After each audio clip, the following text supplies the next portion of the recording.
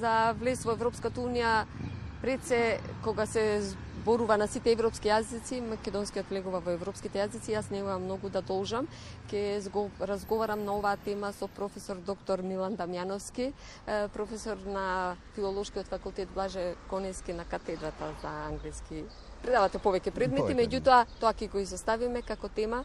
Така најавивме и напишавме употребата, значењето на македонскиот јазик во Европската унија. Факултетот Блаже Конески навистина има и посебна катедра и веќе има студенти што си на мастер студија, или малку да го објасниме. Буквално имате одено многу често и во Брисел и да покажеме колку е значајно учењето, преводите, како што нели треба да бидат соодветно напишани на англиски и на македонски јазик.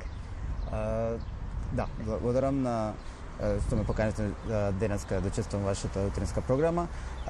Филолошкиот факултет Блаже Конески е главниот, може да се каже, институција и образовна институција која се грижи за развојот и за образованието по македонски јазик. Ние продуцираме кадри, се разбира, за настава за македонски јазик, но во едно време ги едуцираме и кадрите кои ги изучуваат останатите поголеми европски јазици.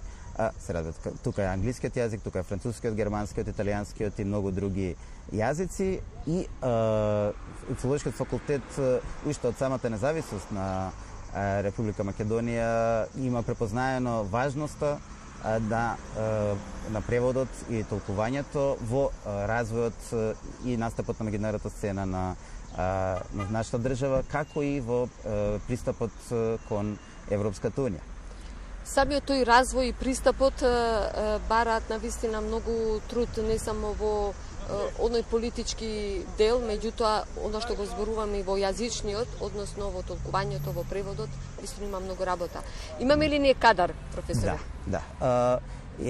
Тоа што обично се гледа само политичкиот аспект на целиот процес, но без јазикот во Европската унија најважно тоа што се препознава како држава е јазикот, и македонскиот јазик е препознаен и признат уште од самиот почеток на односите со Европската унија, а тоа се гледа дека уште во 97-98 година нашиот факултет во рамки на Темпус Фаре проект соработува со институциите на Европската унија, каде што со нивна помош беше формирана катедрата за превод и толкување, и уште од 2002 година е организирана магистерските студии, тоест мастерот за конференциско толкување, кој подготвува толкувачи кои се дел од тој процес на преговори со Европската унија и кои, кога ќе влезе во Европската унија, ќе работат како толкувачи во самите институции, бидејќи сите институции најважни, Европскиот парламент, Европскиот совет,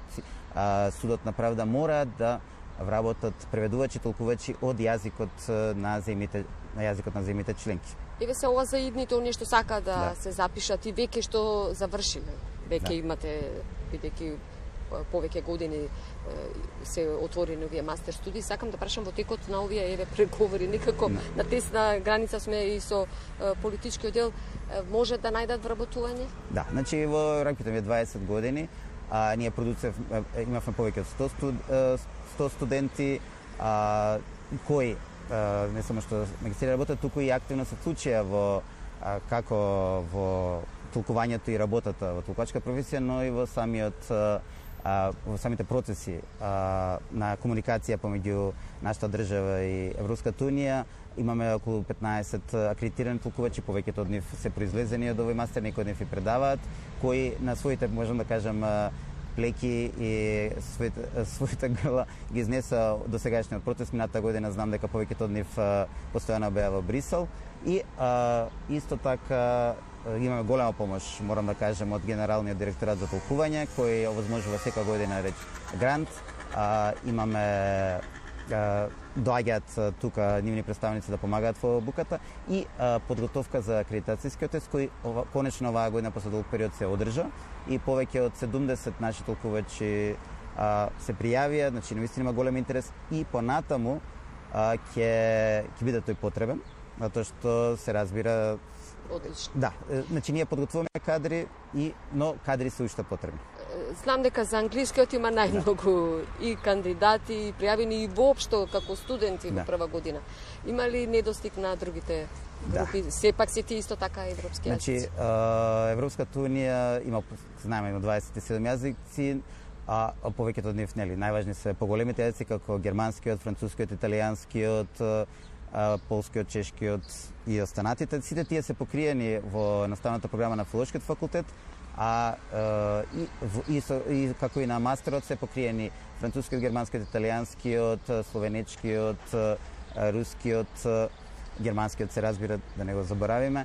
И тоа што за жал е тенденција последните 10 до 15 години, намален интерес за поголемите европски јазици како што се францускиот, германскиот и италијанскиот. А има голема потреба од ниво Европската унија. Да, и во Европската унија, но и во економската соработка со другите земји, бидејќи имаме големи компании кои доаѓаат тука во Македонија и се потребни луѓе кои ги познаваат овие јазици. Така да можеме слободно како да кажеме да ги бодриме оние што сакаат да продолжат и на мастер студии за германски, француски или италијански. Значи ја би ги охрабрил младите да ги знаат тие јазици, да знаат како погледните европски, така и се разбира и соседните регионалните јазици, бидејќи некои од нив се дел од Европската унија, да дојдат на филолошкиот факултет, да се запишат, да може да се подготват подобро, а тие што се интересни на толкување имаат можност да се запишат на мастерот, уште сега уписите се на крајот од септември, и колку повеќе јазици знаете и комбинација на јазици, толку ви се поголеми шансите за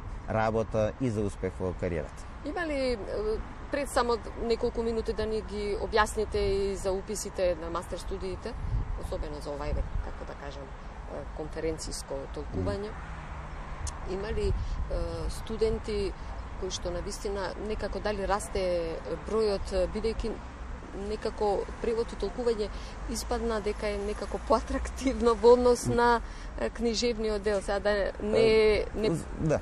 Условите на има забелишки од другите професори. Условите за работа во однос на предвидено толкување варираат низ текот на годините, треба повеќе грижа да се води за и како и за финансискиот надомест, така и за условите за работа.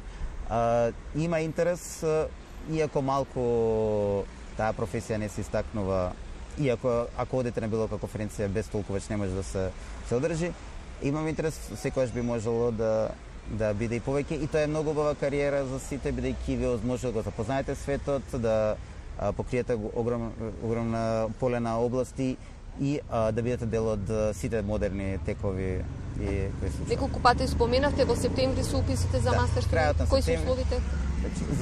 Треба да имате познавање барем на еден од јазиците кои се изучуваат. Ние охрабруваме да бидат комбинација на два јазика, бидејќи во Европската унија имат потреба да се знаат. Значи, прв јазик е македонскиот, втор може да биде или англискиот, италијанскиот, германскиот, рускиот, словенечкиот.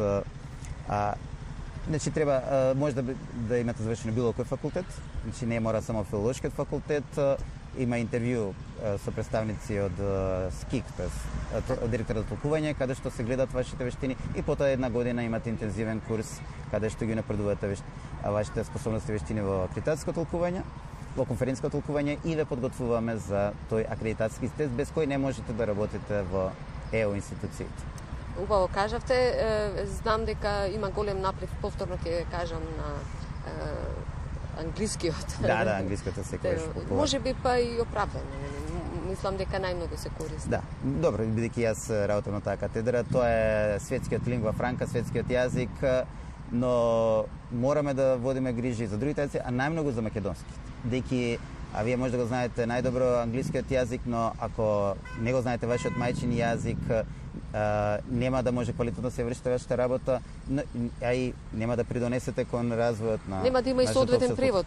Нема да има. Тука македонистите многу реагираат. Тоа е сосема друга тема. Да, тоа сакам да кажам дека на филолошки факултет сите што ќе завршат се македонисти. Значи сите, дали тоа книжевност, дали превод, дали настава, сите воедно освен јазикот на кој се студира, се изучува и македонскиот јазик, и сите мора да сме стручњаци за македонскиот јазик. Професоре, ви благодарам за директното вклучување во утринската програма и се гледаме во следна прилика. Благодарам поканата и се надам дека пак ќе се видиме.